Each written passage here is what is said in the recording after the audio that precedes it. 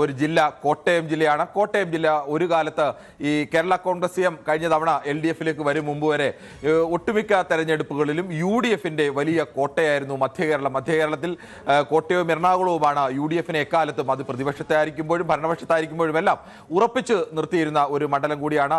മറ്റൊരു പ്രധാനപ്പെട്ട പ്രത്യേകത, ഒരേ പാർട്ടിയുടെ സ്ഥാനാർത്ഥികൾ തന്നെ LDFിൽ നിന്നും UDFിൽ നിന്നും വിജയിച്ചിട്ടുള്ള പല മണ്ഡലങ്ങളും ഉൾപ്പെടുന്ന ഒരു ജില്ല എന്നുള്ള പ്രത്യേകതയുണ്ട്. ഒരേ ആളുകൾ തന്നെ തുടർച്ചയായി വിജയിച്ചുകൊണ്ടിരുന്ന ഉമ്മൻചാണ്ടിയും KM മാണിയും ഒക്കെ തുടർച്ചയായി വിജയിച്ചുകൊണ്ട് തോമസ് ചാഴികാടനും ഒക്കെ വിജയിച്ചുകൊണ്ടിരുന്ന മണ്ഡലങ്ങൾ, CF തോമസും ഒക്കെ വിജയിച്ചുകൊണ്ടിരുന്ന മണ്ഡലങ്ങൾ, അങ്ങനെയുള്ള പ്രത്യേകതയുള്ള നിരവധി മണ്ഡലങ്ങൾ ഒക്കെയുണ്ട്. ഈ പാർട്ടി മാറിയാലും മുന്നണി മാറിയാലും ചില സ്ഥാനാർത്ഥികൾ തുടർച്ചയായി ജയിക്കുന്ന മണ്ഡലങ്ങൾ, അങ്ങനെയെല്ലാം ഒരുപാട് പ്രത്യേകതകൾ ചേർന്നതാണ് കോട്ടയം ജില്ല. കോട്ടയം ജില്ലയിൽ നിലവിൽ 9 മണ്ഡലങ്ങളാണുള്ളത്. എനിക്ക് ഒപ്പം കോട്ടയം ജില്ലയിൽ നിന്ന് കൂടുതൽ വിവരങ്ങളുമായി ദീർഘകാലമായി കോട്ടയത്ത് ഞങ്ങളുടെ reporter Kottayam bureau chief G Sreejith കൂടി ചേരുന്നുണ്ട്. നമുക്ക് ഇപ്പോൾ പരിശോധിച്ചു കഴിഞ്ഞാൽ പ്രാഥമികമായി ആദ്യം ഡേറ്റാസ് പരിശോധിക്കാം. ഡേറ്റാസ് പരിശോധിച്ചാൽ ഇത് കോട്ടയം ജില്ലയാണ്. കോട്ടയം ജില്ല ആകെ 9 സീറ്റാണ് ഉണ്ടായിരുന്നത്. നേരത്തെ ഒരു സീറ്റ് കൂടി ഉണ്ടായിരുന്നു, 10 സീറ്റ് ഉണ്ടായിരുന്നു. അത് വാഴൂർ സീറ്റാണ് ഉണ്ടായിരുന്നത്. ഡീലിമിറ്റേഷന് ശേഷം തിരുവനന്തപുരത്ത് കുറഞ്ഞതുപോലെ കൊല്ലത്തും ആലപ്പുഴയിലും കുറഞ്ഞതുപോലെ കോട്ടയത്തും ഒരു സീറ്റ് കുറഞ്ഞു. കോട്ടയത്ത് അങ്ങനെ 9ആയി, നേരത്തെ 10 ആയിരുന്നു.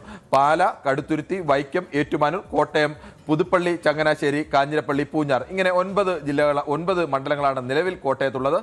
ഇതിൽ കോട്ടയത്തെ മുൻകാലങ്ങളിലെ ഒരു കണക്ക് കൂടി നമുക്ക് വേഗത്തിലൊന്ന് പരിശോധിക്കാം. അങ്ങനെ പരിശോധിച്ചാൽ 2001 8-2 ആയിരുന്നു. 8 സീറ്റുകളും 10 സീറ്റ് ഉണ്ടായിരുന്ന കാലത്ത് 8 സീറ്റ് UDFിന്, 2 സീറ്റ് മാത്രമാണ് അന്ന് LDFിന് ഉണ്ടായിരുന്നത്. വൈക്കവും ഏറ്റുമാനൂരും ഒക്കെ മാത്രമാണ് LDFിന് ഏതെങ്കിലുമൊക്കെ കാലത്ത് അന്ന് ഉറച്ച സീറ്റുകളായി കിട്ടിയിരുന്നത്. 2006 5-5 വന്നു. 2006 നമുക്കറിയാം കേരളത്തിലാകപ്പാനം ഇടതുമുന്നണിയുടെ ഒരു വലിയ മുന്നേറ്റം, VS അച്യുതാനന്ദൻ സർക്കാരിന് വേണ്ടിയുള്ള ആ ഒരു ഇടതു തരംഗത്തിൽ പോലും 5-5 എന്ന നിലയിൽ നിലനിർത്താൻ കോട്ടയത്തിന് കഴിഞ്ഞിരുന്നു UDF. അപ്പോഴും അവിടെ ഒരു മേൽക്കൈ UDFിന് ആ കാലത്തും ഉണ്ടായിരുന്നു. 2011 LDFിന് 2 സീറ്റും 7 സീറ്റും, അതും ഈ വൈക്കവും ഏറ്റുമാനൂരും മാത്രമാണ്. സുരേഷ് കുറുപ്പും അവിടെ മത്സരിച്ചത്, K അജിത്ത് ആയിരുന്നു അന്ന് ജയിച്ചത്. അങ്ങനെ 2 പേർ മാത്രമായിരുന്നു അന്ന് ഉണ്ടായിരുന്നത്. 2011 2-7 ആയിരുന്നു. അത് പിന്നീട് 6-2-1 ആയി. 2016 എന്ന് പറയുമ്പോൾ 2 സീറ്റ് മാത്രം LDF നിൽക്കുമ്പോൾ UDFിന് 6 സീറ്റായിരുന്നു. 1 സീറ്റ് അന്ന് സ്വതന്ത്രനായി മത്സരിച്ച് വിജയിച്ച PC ജോർജ് ആണ്. ആ PC ജോർജിന്റെ പൂഞ്ഞാറൊക്കെ നമുക്ക് പ്രത്യേകം തന്നെ പരിശോധിക്കേണ്ടതാണ്. പല മുന്നണിയിലും പല പാർട്ടിയിൽ നിന്ന് PC ജോർജ് തുടർച്ചയായി ജയിച്ചുകൊണ്ടിരുന്ന മണ്ഡലം, 2 തവണ മാത്രം തോറ്റ ഒരു മണ്ഡലം. ഇത്തവണ അദ്ദേഹം BJP ഇതുവരെ ഇല്ലാത്ത ഒരു മുന്നണിയുടെ ഭാഗമായി മത്സരിക്കുന്നു. 2021 എത്തിയപ്പോഴും അതിന്റെ ഏറ്റവും പ്രധാനപ്പെട്ട പ്രത്യേകത, 2021 കോട്ടയം ജില്ലയിലെ ഏറ്റവും പ്രധാനപ്പെട്ട പാർട്ടികളിലൊന്നായ കേരള കോൺഗ്രസ് എം മാണി വിഭാഗം LDFിലെത്തുന്നു. LDFിലെത്തിയോടുകൂടി അവിടെ ആദ്യമായി LDFിന് അങ്ങനെ ഒരു മേൽക്കൈ, അതിശക്തമായ രീതിയിലേക്ക് ഒരു മേൽക്കൈ ഉണ്ടാകുന്നു. അത് 5-4 എന്ന തരത്തിലേക്ക് മാറുന്നു. അപ്പോഴും കോട്ടയത്തിന്റെ ഒരു പ്രത്യേകത, 4 സീറ്റ് നിലനിർത്താൻ UDFിന് കഴിഞ്ഞിട്ടുണ്ട്. മറ്റു പല ജില്ലകളും പാടെ UDF തകർന്നു പോകുമ്പോഴും പിടിച്ചു നിൽക്കാൻ UDFിന് കഴിഞ്ഞ, അങ്ങനെ എല്ലാ കാലത്തും UDFിന്റെ ഒരു വലിയ കരുത്തുറ്റ ജില്ലയായിരുന്ന കോട്ടയത്തിന് കഴിഞ്ഞ തവണ അടക്കം 1 സീറ്റ് വ്യത്യാസത്തിൽ പിടിച്ചു നിൽക്കാൻ കഴിഞ്ഞു എന്നുള്ളതുകൊണ്ട് നമുക്ക് വേഗത്തിലൊന്ന് പരിശോധിച്ചു കഴിഞ്ഞാൽ പാലയുടെ സ്ഥിതി കാണാം. പാല UDF മാത്രം വിജയിച്ച ഒറ്റ തവണ മാത്രമാണ് LDF വിജയിച്ചത്. അത് 2019 ഉപതെരഞ്ഞെടുപ്പിലായിരുന്നു. പാല എന്ന് പറഞ്ഞാൽ സ്ഥിരമായി KM മാണി 50 വർഷം, അരനൂറ്റാണ്ട് കാലം KM മാണി എന്ന ഒറ്റ വ്യക്തിയെ മാത്രം, 2-3 തലമുറ KM മാണിക്ക് മാത്രമാണ് നിയമസഭയിലേക്ക് വോട്ട് ചെയ്തിട്ടുള്ളത്. പക്ഷേ KM മാണിയുടെ മരണശേഷം നടന്ന ആദ്യ തെരഞ്ഞെടുപ്പിൽ ടോം ജോസ് പുലിക്കുന്നിലിനെ പരാജയപ്പെടുത്തി ക്രമാനുഗതമായി KM മാണിയുടെ വോട്ട് ഭൂരിപക്ഷം കുറച്ചുകൊണ്ടുവന്ന മാണി സി കാപ്പൻ അന്ന് LDFിൽ നിന്ന് ജയിക്കുന്നു. അതിനുശേഷം KM മാണി വിഭാഗം LDFിലെത്തുമ്പോൾ മാണി സി കാപ്പൻ LDFിൽ നിന്ന് UDFിൽ പോയി, UDFിൽ നിന്നും മാണി സി കാപ്പൻ ജയിക്കുന്നു. കടുത്തുരുത്തിയുടെ പ്രത്യേകത അറിയാം. കടുത്തുരുത്തിയിൽ മോൻസ് ജോസഫിന്റെ മണ്ഡലമാണ്. അവിടെയും LDFിലേക്ക് കേരള കോൺഗ്രസ് ജെ നിന്ന ഒരു കാലത്ത് മാത്രമാണ് കടുത്തുരുത്തിയിലും അങ്ങനെ ഒരു മാറ്റം ഉണ്ടായിട്ടുള്ളത്. ബാക്കിയെല്ലാം UDFിന്റെ തന്നെ മണ്ഡലമാണ്. മറ്റൊന്ന് വൈക്കം മണ്ഡലം പരമ്പരാഗതമായി തന്നെ LDFിന്റെ ഏറ്റവും പ്രധാനപ്പെട്ട മണ്ഡലമാണ്. KR നാരായണനും വിജയിച്ച മണ്ഡലമാണ് കോൺഗ്രസിൽ നിന്ന്. 2 തവണ മാത്രമാണ് വൈക്കത്ത് ആകെ ഉണ്ടായിരുന്നതിൽ 16-ൽ 2 തവണ 14 തവണയും വിജയിച്ചത്. അവിടെ CPIയുടെ അധികാരന്മാരായ നേതാക്കളൊക്കെ വിജയിച്ച മണ്ഡലമാണ്. P നാരായണനും K അജിത്തും CK ആശയും ഒക്കെ വിജയിച്ച 2 തവണ വീതം ജയിച്ചതാണ്. അതാണ് വൈക്കം മണ്ഡലം മാത്രമാണ് ഈ കോട്ടയം ജില്ലയിൽ ഏതെങ്കിലും ഒരു മണ്ഡലം സ്ഥിരമായി ചുമന്നു തന്നെ കഴിഞ്ഞ 5 തെരഞ്ഞെടുപ്പിലും ചുവപ്പ് തന്നെ നിൽക്കുന്ന, ഇടതുപക്ഷത്തിനൊപ്പം തന്നെ മാത്രം ഉറച്ചു നിന്ന ഒരേ ഒരു മണ്ഡലം അത് വൈക്കമാണ്. മറ്റൊന്ന് ഏറ്റുമാനൂരാണ്. ഏറ്റുമാനൂരിനെ സംബന്ധിച്ച് 4 തവണ തോമസ് ചാഴികാടൻ ജയിച്ച മണ്ഡലമായിരുന്നു ഏറ്റുമാനൂർ. അതിനുശേഷം സുരേഷ് കുറുപ്പാണ് 2011 അത് പിടിച്ചെടുക്കുന്നത്. സുരേഷ് കുറുപ്പ് 2 തവണ വിജയിക്കുന്നു. 2021 VN വാസവൻ അവിടെ വിജയം ആവർത്തിക്കുന്നു. സുരേഷ് കുറുപ്പിലൂടെ പിടിച്ചെടുത്ത മണ്ഡലം VN വാസവൻ 2021 വിജയം ആവർത്തിക്കുന്നു. മറ്റൊന്ന് കോട്ടയം മണ്ഡലമാണ്. കോട്ടയത്തേക്ക് വരുമ്പോൾ TK രാമകൃഷ്ണനും VN വാസവൻ നേരത്തെ ഒരിക്കൽ ജയിച്ചിട്ടുണ്ട്, പരാജയപ്പെട്ടിട്ടുണ്ട്. മെഴ്സിദേവ് വിജയിച്ചിട്ടുണ്ട്. കോട്ടയം കോട്ടയത്ത് പിന്നീട് തിരുവഞ്ചൂർ 2011 എത്തിയ ശേഷം തിരുവഞ്ചൂരിനെ പരാജയപ്പെടുത്താൻ കഴിഞ്ഞിട്ട് തിരുവഞ്ചൂർ ഓരോ തവണയും അദ്ദേഹത്തിന്റെ ഭൂരിപക്ഷം വർദ്ധിപ്പിച്ചു കൊണ്ടുവന്ന ഒരു മണ്ഡലമാണ് കോട്ടയം. മറ്റൊന്ന് പുതുപ്പള്ളിയാണ്. പുതുപ്പള്ളി നേരത്തെ നമ്മൾ വൈക്കം പറഞ്ഞ പോലെ പുതുപ്പള്ളിയുടെ കാര്യത്തിൽ ഒറ്റ അജണ്ട മാത്രമേ ഉള്ളൂ. അത് UDF മാത്രമാണ്. അത് ഉമ്മൻചാണ്ടിയുടെ മണ്ഡലമായിരുന്നു. 70 മുതൽ ഉമ്മൻചാണ്ടി മാത്രം വിജയിച്ചിട്ടുള്ള മണ്ഡലം. ഉമ്മൻചാണ്ടിയുടെ മരണശേഷം നടന്ന തെരഞ്ഞെടുപ്പിൽ ഉമ്മൻചാണ്ടി നേടിയതിനേക്കാൾ 4 ഇരട്ടി ഭൂരിപക്ഷത്തോടുകൂടി അദ്ദേഹത്തിന്റെ മകൻ ചാണ്ടി ഉമ്മൻ വിജയിച്ച മണ്ഡലം UDF. അവിടെ എപ്പോഴും UDF പതാക മാത്രമേ ഉയർന്നിട്ടുള്ളൂ. മറ്റൊന്ന് ചങ്ങനാശ്ശേരിയാണ്. ചങ്ങനാശ്ശേരിയെ സംബന്ധിച്ച് CF തോമസ് 9 തവണ വിജയിച്ച മണ്ഡലമാണ് ഈ ചങ്ങനാശ്ശേരി. ചങ്ങനാശ്ശേരിയിൽ കേരള കോൺഗ്രസ് M LDF വന്ന ശേഷം മാത്രമാണ് ചങ്ങനാശ്ശേരി UDF നിന്ന് LDF. കേരളത്തിൽ ഭരണം മാറിയാലും ചങ്ങനാശ്ശേരിയിലെ വിജയ് കേരള കോൺഗ്രസ് എമ്മിന്റെ നേതാവ് CF തോമസ് എന്നുള്ള മാറിയിരുന്നില്ല. കഴിഞ്ഞ പ്രാവശ്യം ജോബ് മൈക്കിൾ അവിടെ നിന്ന് LDF വന്നുകൊണ്ട് അവരുടെ ആധിപത്യം തുടരുന്നു. മറ്റൊന്ന് കാഞ്ഞിരപ്പള്ളിയാണ്. കാഞ്ഞിരപ്പള്ളിയെ സംബന്ധിച്ച് ഇടയ്ക്ക് അൽഫോൺസ് കണ്ണന്താനം LDF സ്വതന്ത്രനായി നിന്ന് മത്സരിച്ച് ജയിച്ച ഒരു മണ്ഡലം കൂടിയാണ് 2006. പിന്നീട് അത് കാഞ്ഞിരപ്പള്ളി UDF വരുന്നു. UDF നിന്ന് N ജയരാജ് UDF നിന്ന് വിജയിക്കുന്നു. വീണ്ടും N ജയരാജ് LDF നിന്നും N ജയരാജ് വിജയിക്കുന്നു. N ജയരാജിന്റെ മണ്ഡലമാണ്. നേരത്തെ വാഴൂരായിരുന്നു ഉണ്ടായിരുന്നത്. അത് നാഴൂരിൽ നിന്നായിരുന്നു N ജയരാജ് ഒരിക്കൽ വിജയിച്ചത്. അതിന് മുമ്പ് അദ്ദേഹത്തിന്റെ അച്ഛൻ നാരായണക്കുറുപ്പായിരുന്നു അവിടെ MLA ആയിരുന്നു. അവിടെയും ആ വാഴൂരാണ് മാറി ഏകദേശം വാഴൂരിന്റെ നല്ലൊരു ഭാഗമാണ് ഇവിടേക്ക് മാറിയത്. പിന്നൊന്ന് പൂഞ്ഞാറാണ്. പൂഞ്ഞാറിനെ സംബന്ധിച്ച് പൂഞ്ഞാറിൽ എല്ലാ കാലത്തും PC ജോർജിന്റെ ഒരു ഉറച്ച മണ്ഡലമായിരുന്നു. PC ജോർജ് LDF നിന്ന് കേരള കോൺഗ്രസ് ജെയിൽ നിന്നും ജനപക്ഷത്ത് നിന്ന് മത്സരിച്ചു, സ്വതന്ത്രനായി മത്സരിച്ചു. ഇപ്പോൾ ഏറ്റവും ഒടുവിൽ PC കഴിഞ്ഞ തവണയാണ് 80ലും 82ലും മത്സരിച്ച് വിജയിച്ചു. അതിനുശേഷം 87ൽ പരാജയപ്പെടുന്നു.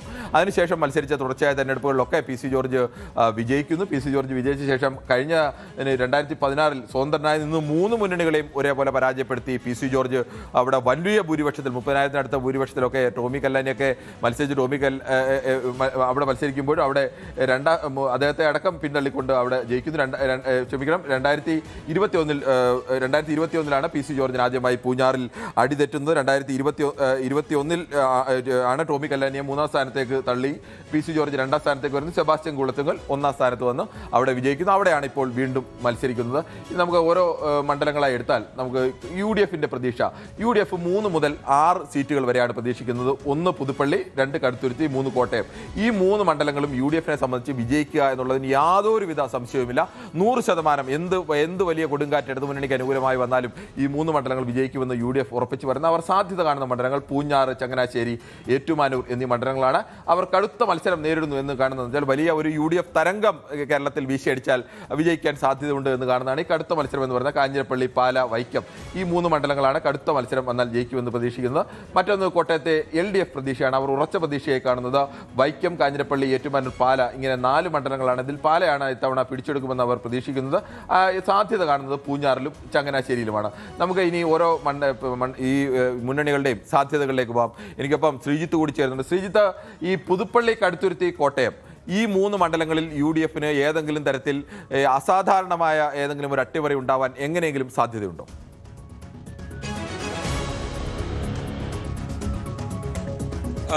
കോട്ടയത്തെക്കുറിച്ചും പുതുപ്പള്ളിയെക്കുറിച്ചും പ്രത്യേകിച്ച് ചർച്ചകൾക്ക് യാതൊരു സാധ്യതയുമില്ല എന്ന് തന്നെ നിസ്സംശയം പറയാം കിരൺ. പിന്നെയും സാധ്യതയുള്ള ഒരു സ്ഥലം എന്ന നിലയിൽ കടുത്തുരുത്തിയെക്കുറിച്ച് ഒരല്പം ചർച്ച ചെയ്യാമെന്ന് മാത്രം. അവിടെ കഴിഞ്ഞ തവണ ഏതാണ്ട് 4000 വോട്ടിലേക്ക് മോറിസ് ജോസഫിന്റെ ഭൂരിപക്ഷം അന്നത്തെ കേരള കോൺഗ്രസ് സ്ഥാനാർത്ഥി സ്റ്റീഫൻ ജോർജിന് കുറയ്ക്കാനായി എന്നുള്ളത്, അതായത് 42,000-ൽ നിന്ന് 4,000-ലേക്ക് കുറയ്ക്കാനായി എന്നുള്ളതാണ് ഏക ആശ്വാസം. അവിടെ കേരള കോൺഗ്രസ് അതായത് ഈ മാണിക്കാർ എന്ന് പറയുന്ന KM മാണിയോടൊപ്പം ചേർന്ന് നിൽക്കുന്ന വിഭാഗത്തിന് അതിശക്തമായ വേരോട്ടമുള്ള ഒരു മണ്ഡലമാണ്. കടപ്ലാമറ്റവും ഒപ്പം തന്നെ മരങ്ങാട്ടുപള്ളിയും പോലുള്ള പല പഞ്ചായത്തുകളും അവർ കാര്യമായുണ്ട്. കുറവിലങ്ങാടും കടുത്തുരുത്തിയിലുമൊക്കെ അവരുടെ സാന്നിധ്യമുണ്ട്. ഇതാണ് അവരുടെ ഒരു ആത്മവിശ്വാസത്തിന് കാരണം. ഇത്തവണ നിർമ്മല ജിമ്മിയാണ് അവിടെ ഇടത് സ്ഥാനാർത്ഥിയായി, കേരള കോൺഗ്രസ് സ്ഥാനാർത്ഥിയായി മത്സരിച്ചത് എന്നുള്ളതാണ്. പക്ഷെ അവിടെ ആഴങ്ങളിൽ മണ്ഡലത്തിൽ വേരുള്ള സ്ഥാനാർത്ഥി തന്നെയാണ് മോൻസ് ജോസഫ്. പൊതുവെ ഒരു LDF അനുകൂല വലിയ വികാരമുണ്ടെങ്കിൽ കഴിഞ്ഞ തവണ ഉണ്ടായതുകൊണ്ട് മാത്രമാണ് ഒരു 4000-ലേക്ക് പോലും ഭൂരിപക്ഷം കുറയ്ക്കാനായത് എന്നതാണ് UDF ഒരു കണക്കുകൂട്ടൽ. നിർമ്മല ജിമ്മിക്ക് അങ്ങനെ ഒരു മോൻസ് ജോസഫിനെ പോലെ ഒരു സ്ഥാനാർത്ഥിക്ക് ഒരു വെല്ലുവിളി ഉയർത്താൻ കഴിയുന്ന തരത്തിലേക്കുള്ള ഒരു സ്ഥാനാർത്ഥിയാണോ?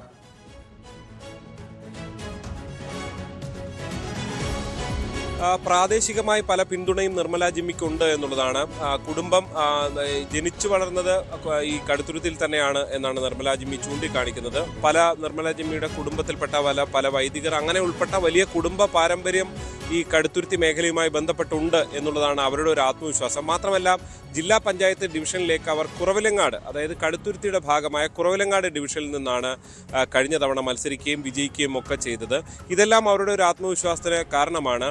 കേരള കോൺഗ്രസ് എമ്മിനെ സംബന്ധിച്ച് വളരെ കാലമായി മുന്നിട്ട് നിൽക്കുന്ന ഒരു വനിതാ മുഖമാണ് എന്നുള്ളതാണ് നിർമ്മലയുടെ ഒരു പ്രത്യേകത. അതുകൊണ്ട് തന്നെ ആ നിലയിൽ ഒരു ഫൈറ്റ് കൊടുക്കാൻ സാധിക്കും എന്ന കണക്കുകൂട്ടലുമായാണ് കേരള കോൺഗ്രസ് എം ഇത്തവണ സ്റ്റീഫൻ ജോർജിന് പകരം നിർമ്മലയെ അവിടെ ഇറക്കിയതിന് പിന്നിൽ. ഒരു വനിതാ പ്രാതിനിധ്യം കൂടി വേണം എന്ന കണക്കും അതിന് പിന്നിലുണ്ട്.